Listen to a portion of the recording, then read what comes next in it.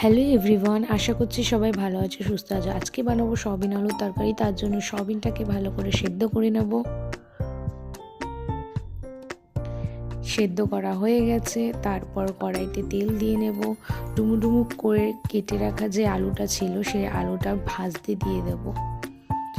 লাল লাল করে ভেজে নেব। ততক্ষণে যে মশলাটা করব সেই মশলাগুলো কাটিং করে নেব। তারপরে সয়াবিন থেকে তেলটা নিংড়ে নেব। ওই তেলেই সয়াবিনটাকে একটু ভেজে নেব। কালারের জন্য হলুদ দিয়ে নেব। হয়ে গেছে, নামিয়ে নেব। সেই তেলেই মশলার জন্য পেঁয়াজ কুচি, আদা কুচি, রসুন, কাঁচা লঙ্কা দিয়ে লাল লাল করে ভেজে নেব। ভাজা হয়ে গেলে মিক্সিতে পেস্ট করে নেব। তারপর ওই তেলে একটু জিরা ফোড়ন, পেঁয়াজ কুচি দিয়ে একটু লাল লাল করে ভেজে নেব। ভাজা হয়ে গেলে যে পেস্টটা